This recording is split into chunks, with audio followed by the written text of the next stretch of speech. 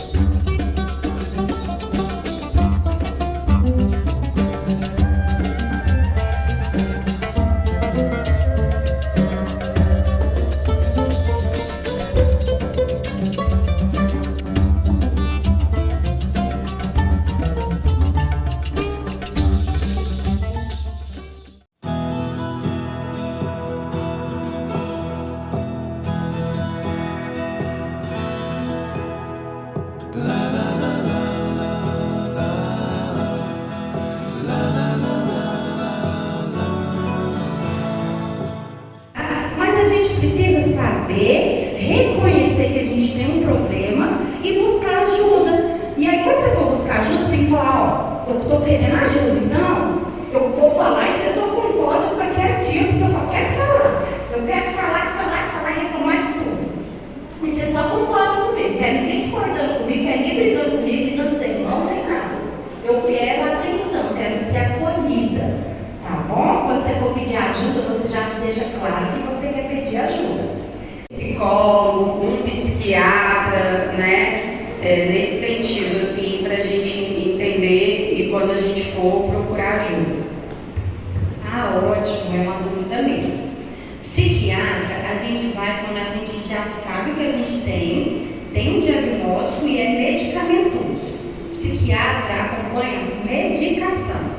Ele vai te acompanhar para passar a receita e ver se o remédio está tendo efeito colateral, se está dando certo, se muda, se altera, se põe outro, se junta, se tira. Ele acompanha a medicação.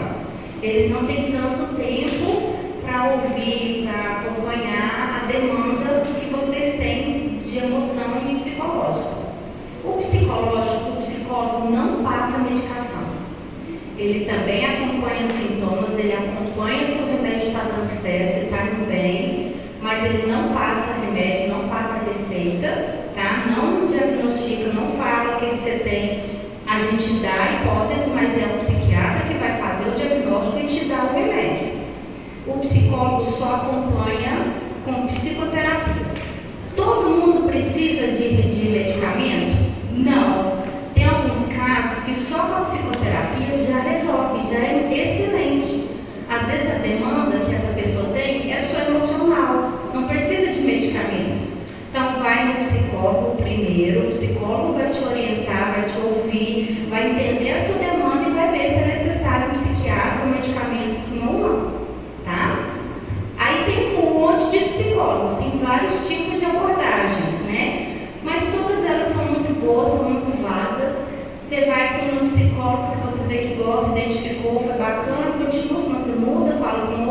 Porque a gente tem que se conectar com a pessoa também, senão o processo terapêutico não resolve.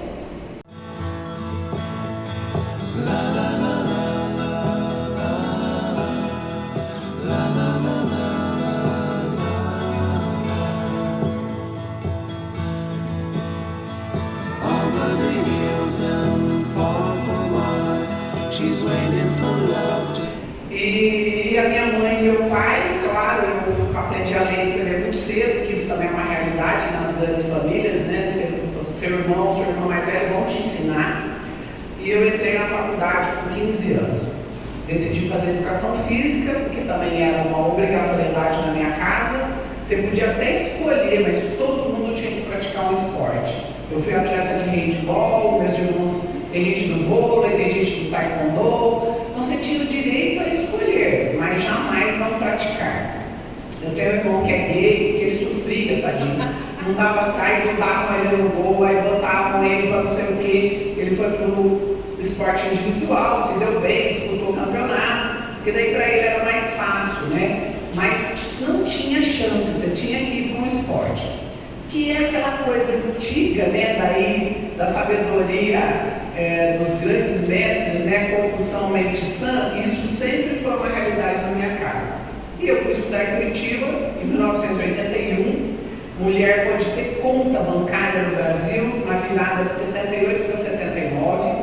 Até ali você tinha que ter um homem assinando com você. Seja seu pai, seu marido, seu irmão. Você tinha que ter um homem. Você mulher, mesmo que o dinheiro fosse seu, você não podia ter uma conta no seu nome. Então vocês vejam que o cerceamento ao nosso desenvolvimento financeiro ele é antigo, né? Ele vem sendo quebrado com muitas dificuldades. Aí fala, não, isso aqui não é assunto de mulher. Você vai ver, estão falando de economia, de aplicação, de infraestrutura. Ora, por que não é assunto de mulher? Então, vocês vejam que nós, ainda é tudo muito recente. E meu pai abriu a minha conta bancária, que era difícil uma mulher ter conta bancária. Naquela época não era nem falado o que era considerado violência contra a mulher. Violência sexual e violência física. Hoje, sexual, física, patrimonial, assédio moral e a violência psicológica. E o que era a violência que ele cometia? Ele dizia que se eu deixasse ele ia suicidar. Então vocês imaginam uma perspectiva de uma pessoa que vem de uma grande família, de uma pessoa que integra o movimento estudantil, de uma pessoa que acha que pode resolver o problema e a dor do mundo. Você ter ao seu lado alguém que quer suicidar. Isso para mim é inconcebível.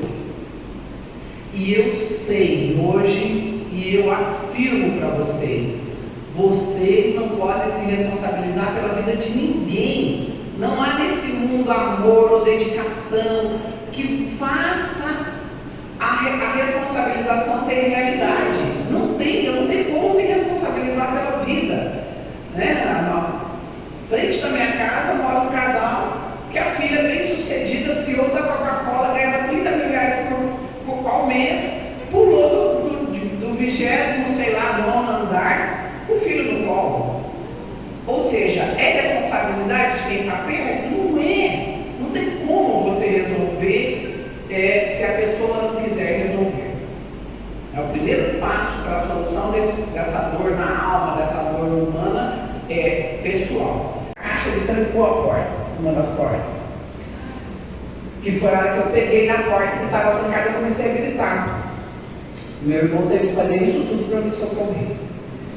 Me levou para o hospital, eu cheguei no hospital, deu, sei lá, não sei o tempo, mas eu já tinha sido feito o curativo e as enfermeiras não funcionaram a veia, me levaram para o quarto para funcionar a veia. Eu queimado, isso é um problema. Você tem que funcionar a veia imediato, porque a pessoa vai inchando, daí a pouco você não consegue mais. E aí meu irmão desceu para telefonar, até de orelhão, né? Ele subiu, entrou no quarto, ele chamou as enfermeiras de burra, de incompetente, que ele mesmo ia funcionar a minha veia, que ele era médico. Agora pensa no favor. Ele, não, ele tem um remédio que mata, ele vai me matar, ele veio terminar de me matar. E aí, assim, apareceu um monte de gente, minha irmã tinha sido médica nesse hospital. Enfim, eu fiquei 4 dias em Curitiba, E por indicação de um médico, amigo da minha irmã, eu vim para Goiânia. Fui transferida em avião de carreira, né? Não existia o trem móvel, né? Você baixava 8 encostos, encaixava a maca.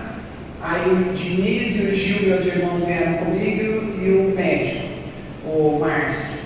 Cheguei em Goiânia no pleno carnaval, em 86, e o médico me perguntou: o que você quer fazer depois que ele me examinou? Eu falei: eu quero ir para esse carnaval aí. Tinha um carnaval na Praça da Cirrose. Ele falou: não, carnaval não vai lá, mas eu ligo a televisão. Aí ligou a televisão e eu ouvindo o desfile de carnaval, e aí eu ouvia meu irmão gritar. Falei: nossa, é meu irmão gritando. E a enfermeira: não, não é seu irmão não, eu aumentava a televisão. Mas realmente era meu irmão. O médico, depois de me examinar, foi lá falar com eles e falou: olha, eu sinto muito, vocês trouxeram uma maca e vocês vão levar um caixão. Não é que ela vai morrer, ela já está morta, ela está com pseudomonas, isso aí não tem jeito. Aí um irmão meu começou a gritar que eu não ia morrer, e o médico falou: bom, quem está falando que ela não vai morrer é você. Eu falo que ela morre. E aí meu outro irmão, mais velho, ele falou: não, doutor, o negócio é o seguinte, nós trouxemos ela de lá aqui, eu tenho um pai de 86 anos, que está todo dia ajoelhado rezando no terço, eu não posso falar para ele que não vai ter nada para fazer. Aí o médico falou: bom, tem uma coisa extrema, que é tirar todo o queimado dela, você tira como se fosse um tecido podre, morto, e aí você substitui por uma pele. Porque aí você engana o corpo dela, o rim, o pulmão, o coração, vão estabilizar porque o corpo acha que teve cura. Aí meu irmão falou: não, então nós vamos fazer isso aí. Aí meu irmão perguntou para ele: e é a pele de quem que vai? Que pele que vai colocar? Aí o médico falou: é a sua coxa. Bem assim, bem sutil. A da sua coxa, eu vou te falar uma coisa: você vai fazer um monte de exame, vai tomar uma anestesia, vai ficar 15 dias sem ficar em pé, porque você não fica em pé, de tanta dor, você vai ficar com uma cicatriz e ela vai morrer. Histórias muito parecidas. E um caso de superação, de exemplo para todas as mulheres. E quando a gente tem que entender que quando a gente sofre violência, a gente tem que denunciar, a gente não tem que se calar. Né? O momento, nesse século que nós estamos, a gente ainda está precisando de buscar ajuda. Então, a gente tem que buscar, a gente não precisa sofrer sozinha, a gente não precisa sofrer calada. Né? A gente tem aí vários canais de denúncia, às vezes é complicado, é difícil, mas a gente tem que buscar, a gente não precisa sofrer, né? Então, a história da doutora Cristina é de superação mesmo, né? Porque imaginar, né? Foi dada como morta e de repente voltar à vida completamente e servir de exemplo para todas nós. E aí também de mulher na política, né? A gente tem que falar que a gente precisa de mulheres na política, a gente precisa de mulheres vereadoras, a gente precisa de mulheres prefeitas, e somos nós, mulheres, que vamos votar em mulher, porque uma mulher entende a dor da outra, a mulher entende a outra, o homem ele não entende a dor da mulher, a mulher sabe a dor que a outra passa quando está menstruada, quando sofre cólica. Né? O homem não sabe o que é cólica. Falar, isso é besteira de mulher, é bobagem. E não é. Então a gente precisa de mulheres, mais mulheres na política, para trazer leis que nos favoreçam. Então, esse recado. Tem um crachá aqui de uma menina, de uma moça, eu pode sempre chamar as mulheres de moça e de menina. Joseneide, né? A Joseneide gostaria de falar.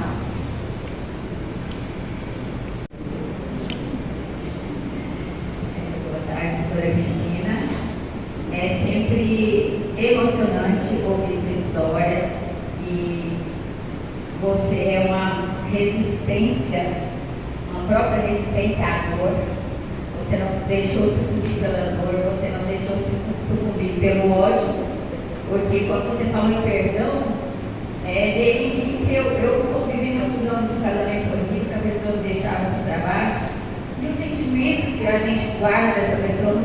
que eu guardei, eu estou tentando me livrar dele, não é fácil.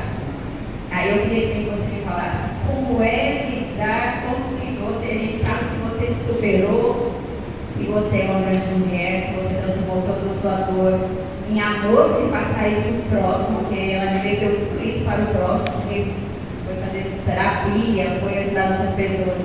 Como é que você viveu, como você deu com o seu sentimento com aquela pessoa que te fez isso? Como você conseguiu se libertar disso, para você viver essa vida plena que você viveu hoje? Parabéns. Ainda bem que você não desistiu. Ainda bem que você está aqui, então, para dizer isso para nós. Muito obrigada.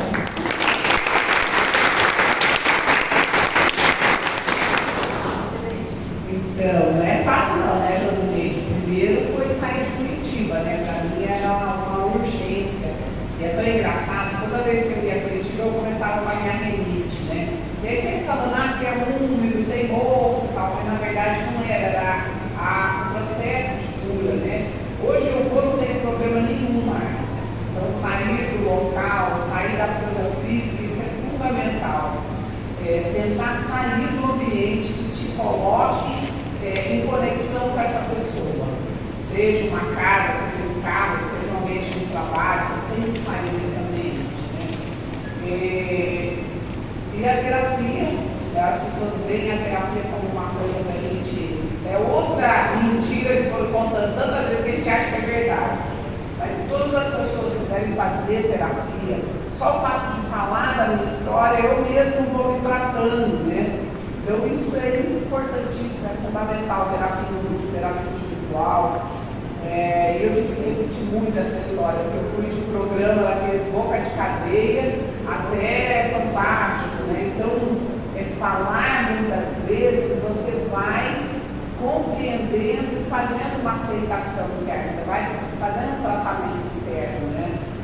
E claro, o amor que está ao seu redor, né? Seja um amor de irmão, amor de amigo. Eu sempre procurei estar rodeada de pessoas que gostam de mim, que me veem como uma pessoa, assim, de valor possível, ser amiga dessa pessoa. Então, isso é muito importante. As pessoas que te falam as verdades, mas que também te inspiram, te incentivam, né?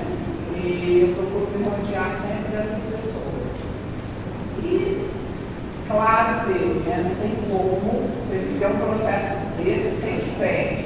Como disse alguém, eu não lembro quem, disse que as paredes de um hospital tem muito mais oração verdadeira do que altar de banco de igreja. Eu tenho certeza disso. Até as pessoas mais incrédulas, na hora da dor, elas chamam tudo que é santo. Eu cheguei aqui em Goiânia, a primeira coisa que eu perguntei para as enfermeiras: quem é o santo daqui? Aí ela falou: é o Divino Pai Eterno. Mas eu chamava tanto esse Divino Pai Eterno, tanto, que um dia meu irmão falou assim: chega! Chama do santo! Tadinha, eles choravam, eles falavam: eu queria deitar no seu lugar pelo menos por um dia. E aí esse meu irmão, eu levei um susto, parei de chorar na hora, sabe? E Diniz, mas ele é o santo daqui, eu tenho que chamar ele. Então é fácil a caminhada de comunidade. Eu ia muito lá na Vila São Contolengo para acalmar o curativo, porque eles davam uma novalgina para fazer um curativo desse.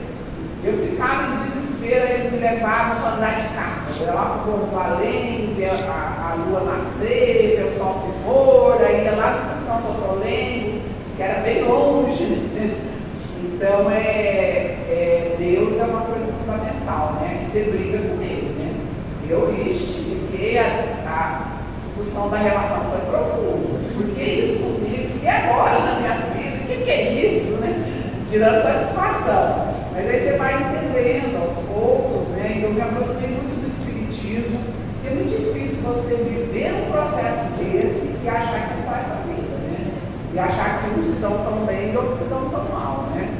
E teve uma mulher espírita que foi me visitar, ela chegou lá e falou assim: você foi um general desses que mandou botar fogo em muita gente? E esse povo está aqui ao seu redor, porque lá em casa, uma vez uma freira falou para mim: Cristina, você vai ficar boa, minha filha, você fica fica calma, você vai ficar boa. Metade de Goiânia ora para você, outra metade reza. Então vai dar tudo certo. Era uma fiesta lá em casa de gente, e aparecia comida, porque montaram o apartamento como deu, né? Aí eu tenho um irmão que ele chorava, eu quero comer um pudim, dali a pouco aparecia um pudim na casa. Então, você discute muito, né? Por que comigo, por que eu, por que agora, por que isso tudo, né? Mas no fim você vai vendo que há as explicações. E ela falou isso, você foi um general, mandou matar muita gente, e essas pessoas que estão aqui, tudo foram seus soldadinhos. Eu olhei para ela e falei, graças a Deus que eu já esqueci isso, que eu não lembro desse acontecido, e eu já paguei. Se eu tinha alguma dívida, ela está bem paga. Chega, né? Chega, já deu. Mas é fundamental. E esse Deus do Júlio Machado, uma frase do Chico Xavier, ele é genial, né? Dizia assim, não fale de Jesus Cristo. Já tem muita gente falando dele. Haja com ele. Tenha atitude com Jesus Cristo. Que foi só uma. Aí ele falava assim, tem poucos tendo essas atitudes. Porque a mensagem de Jesus foi uma só. Amai uns aos outros como eu vos amei. Quem ama não bate, quem ama não humilha, quem ama não violenta, quem ama cuida da pessoa, né? Essa foi a única mensagem de Jesus. E o Chico veio com essa genialidade, né? Realmente, Jesus está na boca das piores pessoas que eu conheço. Quando você quer convencer alguém, chama Jesus ou chama o patriotismo. Chama esses dois fundamentos. Todo mundo que quer te convencer, minha pátria, minha tão grande pátria, então Deus, Jesus, é só Ele. Isso é para a gente entender, de pensar, né? Eu não desisto de acreditar na nossa bobagem. Nossa, essa minha de passar Então, assim, primeiro, eu queria discutir com vocês o que é o cuidado, o que se entende por cuidado, né? Eu vou pegar uma cartilha que sintetiza muito, que é da Política Nacional de Cuidados do Ministério, que fala assim: cuidados são as atividades realizadas para o sustento da vida e o bem-estar das pessoas. Inclui tarefas cotidianas de gestão e sustentação da vida, como a preparação de alimentos, limpeza, organização dos domicílios, apoio às mais diversas atividades do cotidiano. As necessidades de cuidados são maiores em certos momentos do ciclo da vida e certas condições nas quais as pessoas gozam menos de autonomia, né? Então, assim, quando a gente tem uma criança pequena, ela demanda de mais cuidado quando você tem um idoso na família ou quando você tem uma pessoa atípica que demanda de cuidados mais especiais, né? E dentro disso, dessa questão do cuidado, você tem uma coisa maior, que é a economia de cuidados, que são as atividades econômicas relacionadas a tudo isso que eu falei, do cuidar, alojamento, alimentação, saúde, educação, sistema, assistência social, serviços pessoais e serviços domésticos.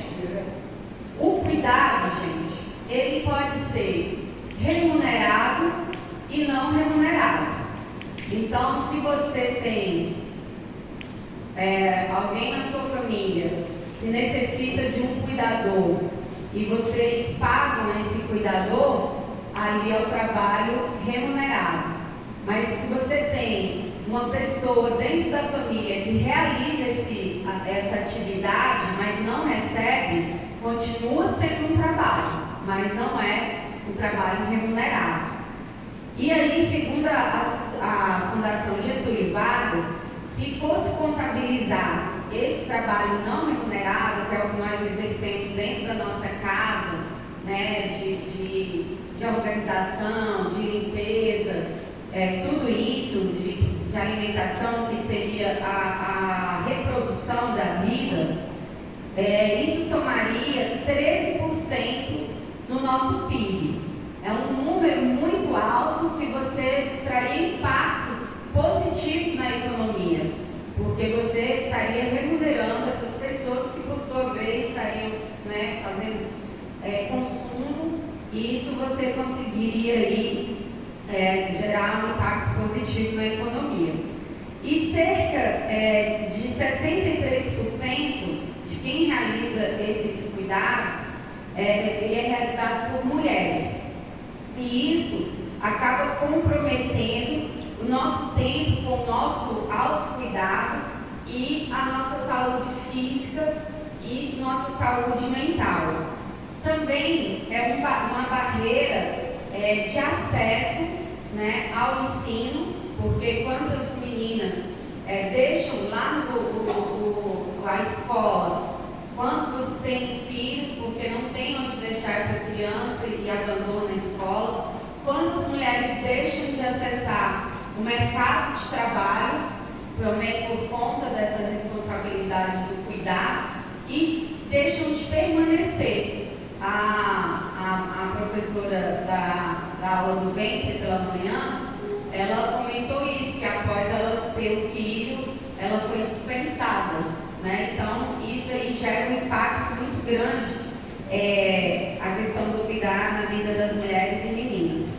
E também compromete a nossa autonomia, porque como as mulheres não conseguem acessar o mercado de trabalho de maneira formal, ela vai para a informalidade, porque aí ela consegue casar uma atividade ali que ela possa fazer com as atividades de cuidar, com as atividades domésticas.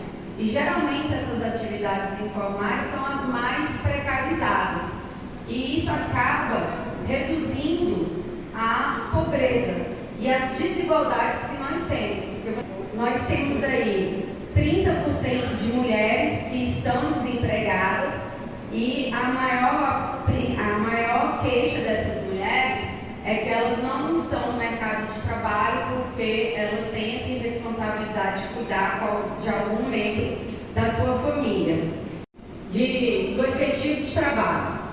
Uma empresa que tem um machismo muito grande, que foi muito tempo, na época da ditadura, eu vou concluir, conduzida por militares, e no período de Bolsonaro foi militarizada novamente, e a gente sabe como que o machismo que existe dentro desse meio militar, né? Então nós temos muitas coisas para poder avançar, e nós só vamos conseguir, primeiro, colocando mulheres participando dessas assembleias, mulheres se colocando para participar do Comando Nacional de Negociação, porque eu já participei de mesa que eu era a única mulher, e quando chegava nas cláusulas relacionadas às mulheres, os companheiros levantavam, ia no banheiro, ia fumar, ia conversar no celular, tudo interessava, menos a pauta de mulheres. Sério, depois de mortas, com meses de vida, na infância, na pré-adolescência, adultas, idosas, no parto, nas clínicas psiquiátricas, nas consultas médicas de qualquer especialidade, na rua, na igreja ou em casa. Pelo pai, pelo padrasto, pelo avô, pelo tio, pelo professor, pelo padre, pelo pastor, pelo médico, pelo marido, pelo primo, pelo irmão. Nem todo homem, mas sempre um homem. E eu coloquei aqui no final uma frase da Simone de Beauvoir. Nunca se esqueça que basta uma crise política e econômica ou religiosa para que os direitos das mulheres sejam questionados. Esses direitos não são permanentes. Você terá que manter-se vigilante por toda a vida. Simone de Beauvoir. Quero agradecer a todas. Espero que vocês tenham gostado de coração. Desculpe a parte em que eu me emociono, que para mim é difícil falar sobre esse assunto, mas estou aprendendo aos poucos. Muito, muito, muito obrigada a todas. Eu estou extremamente, radiantemente feliz pelo nosso encontro.